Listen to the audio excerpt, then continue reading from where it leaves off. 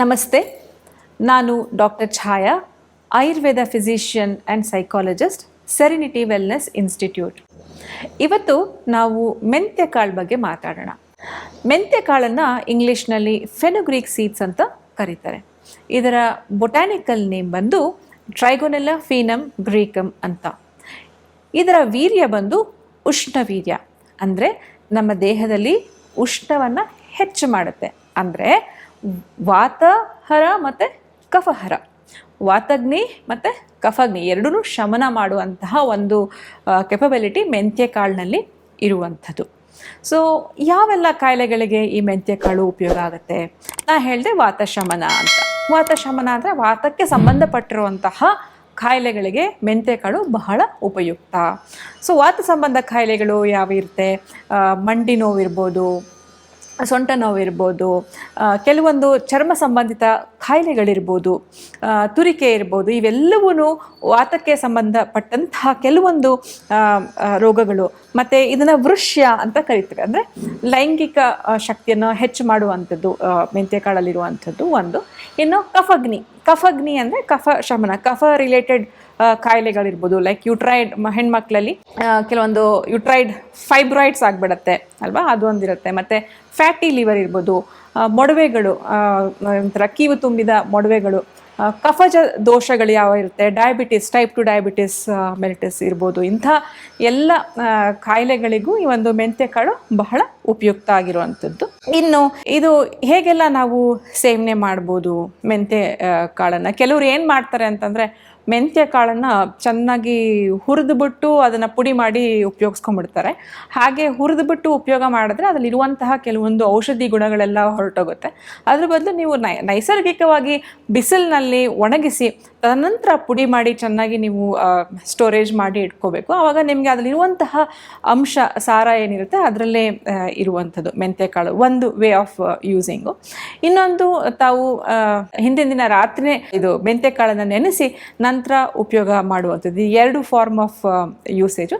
ನೀವು ದಿನಕ್ಕೆ ಆಲ್ಮೋಸ್ಟ್ ಒಂದು 2 to 3 ಟೇಬಲ್ ಸ್ಪೂನ್ಸ್ ಆಫ್ ಮೆಂತ್ಯ ಕಾಳನ್ನು ಉಪಯೋಗಿಸಿದ್ರೆ ಬಹಳ ಉಪಯುಕ್ತ ಅಂತ ನಾನು ಹೇಳುವಂಥದ್ದು. ಇನ್ನು ಬೇರೆ ಇನ್ಯಾವ ಕಾಯಿಲೆಗಳಿಗೆ ಉಪಯೋಗ ಆಗತ್ತೆ? ಮಲಬದ್ಧತೆ ಇರ್ಬೋದು, ನಾರಿನಂಶ ಜಾಸ್ತಿ ಇರುತ್ತೆ ಇದರಲ್ಲಿ ಅಲ್ವಾ. ಸೊ ಮಲಬದ್ಧತೆಗೆ ಬಹಳ ಉಪಯೋಗ ಆಗುವಂಥದ್ದು. ಕೆಲವರಲ್ಲಿ ನಿದ್ರಾಹೀನತೆ ಆಗಿರುವಂಥದ್ದು, ಆಲಸ್ಯ, ಜಡತ್ವ, ಒಂಥರ ಏನೂ ಬೇಡ ಅನ್ನೋ ಒಂದು ಸ್ಥಿತಿಯಲ್ಲಿ ಇರುವಂಥವ್ರಿಗೂ ಕೂಡ ಈ ಮೆಂತ್ಯ ಕಾಳು ಬಹಳ ಪರಿಣಾಮಕಾರಿಯಾಗಿ ಬಳಸುವಂಥದ್ದು ನಾವು ನೋಡ್ಬೋದು.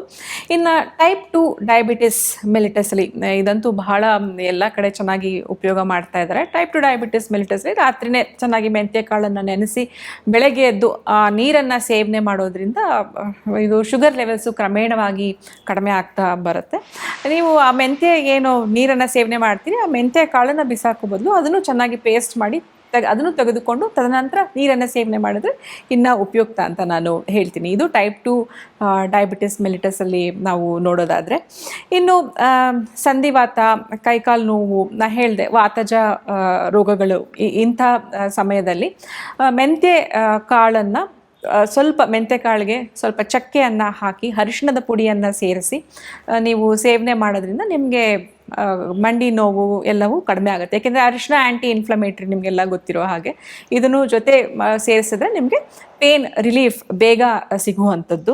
ಇನ್ನು ಹೊಟ್ಟೆಗೆ ಸಂಬಂಧಪಟ್ಟಂತಹ ಕೆಲವೊಂದು ಕಾಯಿಲೆಗಳಿಗೆ ನಾವು ನೋಡ್ತಾ ಹೋದರೆ ಏನು ಆಗುತ್ತೆ, ಹೊಟ್ಟೆ ಕಾಯಿಲೆ ಬಂದರೆ ಕೆಲವೊಂದು ಸಲ ಬೇದಿ ಆಗುತ್ತೆ. ಸೊ ಅಂಥ ಟೈಮಲ್ಲಿ ಮೆಂತ್ಯ ಕಾಳು ಸ್ವಲ್ಪ ಮೆಂತ್ಯ ಕಾಳನ್ನು ಮಜ್ಜಿಗೆ ಜೊತೆ ಸೇರಿಸಿ ತಗೊಳ್ಳೋದ್ರಿಂದ ನಿಮಗೆ ಇಮಿಡಿಯೇಟಾಗಿ ಬೇದಿ ನಿಲ್ಲುವಂಥದ್ದು, ಅದು ಒಂದು ನೋಡ್ಬೋದು. ಇನ್ನು ಮಲಬದ್ಧತೆ ಬಂದಾಗ, ಕಾನ್ಸ್ಟಿಪೇಷನ್ ಆಗಿರುವಂಥ ಸಮಯದಲ್ಲಿ ರಾತ್ರಿ ನೆನೆಸಿದಂತಹ ಮೆಂತ್ಯ ಕಾಳನ್ನು ತೆಗೆದುಕೊಂಡು ಬೆಳಗ್ಗೆ ಎದ್ದು ಮೆಂತ್ಯ ಕಾಳಿಗೆ ಸ್ವಲ್ಪ ತುಪ್ಪವನ್ನು ಬೆರೆಸಿ, ಮೆಂತ್ಯ ಪುಡಿ ಮಾಡಿ ಅದ್ರ ಜೊತೆಗೆ ತುಪ್ಪವನ್ನು ಬೆರೆಸಿ ಬೆಳಗಿನ ಸಮಯದಲ್ಲಿ ತಾವು ಸೇವನೆ ಮಾಡ್ತಾ ಹೋದರೆ ಮಲಬದ್ಧತೆ ಸಮಸ್ಯೆ ಕೂಡ ನಿಮಗೆ ನಿವಾರಣೆ ಆಗುವಂಥದ್ದು. ಇನ್ನು ಯಾರೆಲ್ಲ ಮೆಂತ್ಯ ಕಾಳನ್ನು ಸೇವನೆ ಮಾಡಬಾರ್ದು ಅಂತ ನೋಡೋದಾದರೆ, ಉಷ್ಣ ಹೆಚ್ಚಿದ್ದವರಲ್ಲಿ, ಲೈಕ್ ಪಿತ್ತ ಪ್ರಕೃತಿ ಇದ್ದವರು, ಲೈಕ್ ಪೈಲ್ಸ್ ಇರ್ಬೋದು ಅಥವಾ ಬಾಯಿ ಹುಣ್ಣು ಆಗಿರುತ್ತೆ, ಬ್ಲೀಡಿಂಗ್ ಡಿಸಾರ್ಡರ್ಸ್ ಇರುತ್ತೆ, ಅಂಥವರಲ್ಲಿ ಮೆಂತ್ಯ ಕಾಳು ಸೇವನೆ ಮಾಡಬಾರ್ದು ಒಂದು. ಇನ್ನೊಂದು, ಪ್ರೆಗ್ನೆಂಟ್ ವುಮೆನ್ನಲ್ಲಿ ಕೂಡ ಈ ಒಂದು ಮೆಂತ್ಯ ಕಾಳನ್ನು ಸೇವನೆ ಮಾಡಬಾರ್ದು, ಯಾಕೆಂದರೆ ಉಷ್ಣ ಹೆಚ್ಚು ಮಾಡುತ್ತೆ ಗರ್ಭಿಣಿಯರಲ್ಲಿ. ಆದರೆ ಯಾರು ಹೆಚ್ಚಾಗಿ ಸೇವನೆ ಮಾಡ್ಬೋದು, ಲ್ಯಾಕ್ಟೇಟಿಂಗ್ ಮದರ್ಸ್ ಅವರು ಸೇವನೆ ಮಾಡೋದು, ಫೀಡಿಂಗ್ ಮದರ್ಸ್ ಸೇವನೆ ಮಾಡಿದ್ರೆ ಇದು ನಮಗೆ ಹಾಲು ಉತ್ಪನ್ನ ಚೆನ್ನಾಗಾಗುತ್ತೆ. ಈ ಮೆಂತ್ಯಕಾಳು ಸ್ವಲ್ಪ ಬೆಳ್ಳುಳ್ಳಿಯನ್ನು ಸೇರಿಸಿ ಸೇವನೆ ಮಾಡೋದ್ರಿಂದ ಹಾಲು ವೃದ್ಧಿ ಆಗೋದನ್ನು ನಾವು ನೋಡ್ಬೋದು. ಇದಿಷ್ಟು. ಮತ್ತು ಇನ್ನು ಎಕ್ಸ್ಟರ್ನಲ್ ಅಪ್ಲಿಕೇಶನ್ ಹೋದರೆ ನೀವು ಸಾಕಷ್ಟು ಇದನ್ನು ಆಲ್ರೆಡಿ ನೀವು ಬಳಸ್ತಾ ಬಂದಿರ್ಬೋದು. ಮೆಂತ್ಯಕಾಳು ಅಂದ ತಕ್ಷಣ ಸೌಂದರ್ಯವರ್ಧಕ, ಕೂದಲು ಚೆನ್ನಾಗಿ ಹೊಳಪಾಗಿರುತ್ತೆ, ಚರ್ಮ ಚೆನ್ನಾಗಿ ಕಾಂತಿಯುಕ್ತವಾಗಿರುತ್ತೆ. ಸೊ ಮೆಂತ್ಯಕಾಳನ್ನು ಚೆನ್ನಾಗಿ ಪೇಸ್ಟ್ ಮಾಡಿ ತಲೆಗೆ ಹಚ್ಚೋದಾಗಿರ್ಬೋದು, ಫೇಸ್ಗೆ, ಪಿಂಪಲ್ಸ್ಗೆ ಆಗಿರ್ಬೋದು, ಇವೆಲ್ಲದಕ್ಕೂ ನೀವು ಎಕ್ಸ್ಟರ್ನಲ್ ಅಪ್ಲಿಕೇಶನ್ನು ನೀವು ಹೇಗೆ ಬೇಕೋ ನಿಮ್ಮ ಪ್ರಕೃತಿ ಅನುಗುಣವಾಗಿ ಇದನ್ನು ನೀವು ಹಚ್ತಾ ಬರ್ಬೋದು. ಇವಿಷ್ಟು ಮೆಂತ್ಯಕಾಳಲ್ಲಿ ನಾವು ಔಷಧೀಯ ಗುಣಗಳನ್ನು ನೋಡ್ತಾ ಬಂದ್ವಿ. ಇನ್ನು ಅಸ್ತಮಾ, ಕೆಮ್ಮು, ಕಫಭರಿತ ಕೆಮ್ಮು ಅಂಥವರಲ್ಲೂ ಕೂಡ ಈ ಒಂದು ಮೆಂತ್ಯಕಾಳನ್ನು ಪೇಸ್ಟ್ ಮಾಡಿ ಆ ಮೆಂತ್ಯನ ಸೇವನೆ ಮಾಡಿ ಒಂದು ಲೋಟ ಬಿಸಿನೀರು ಕುಡಿದ್ರೂ ಕೂಡ ಕಫ ಕೂಡ ಕರಗ್ತಾ ಬರೋದನ್ನು ನಾವು ನೋಡ್ಬೋದು. ಇವಿಷ್ಟು ಔಷಧೀಯ ಗುಣಗಳನ್ನು ತಿಳಿದುಕೊಂಡಿದ್ದೀರಾ ವೀಕ್ಷಕರೇ ನೀವು ಮೆಂತ್ಯ ಕಾಳಿನ ಬಗ್ಗೆ.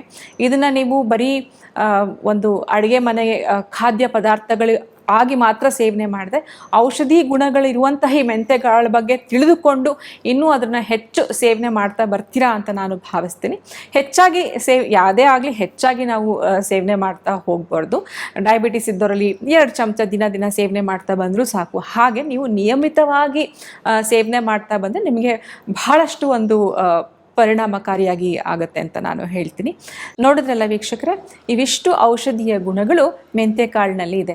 ನೀವೆಲ್ಲರೂ ಇದನ್ನು ಒಂದು ಸರಿಯಾದ ಪ್ರಮಾಣದಲ್ಲಿ ಸೇವನೆ ಮಾಡಿ ಇದರ ಪ್ರಯೋಜನ ಪಡ್ಕೊಳ್ತೀರಾ ಅಂತ ನಾನು ಭಾವಿಸ್ತೀನಿ. ಇನ್ನು ಮುಂದಿನ ಸಂಚಿಕೆಯಲ್ಲಿ ಮತ್ತೊಂದು ಹೊಸ ಪದಾರ್ಥದ ಬಗ್ಗೆ ಮಾತಾಡೋಣ. ಅಲ್ಲಿವರೆಗೂ ನಮಸ್ಕಾರ.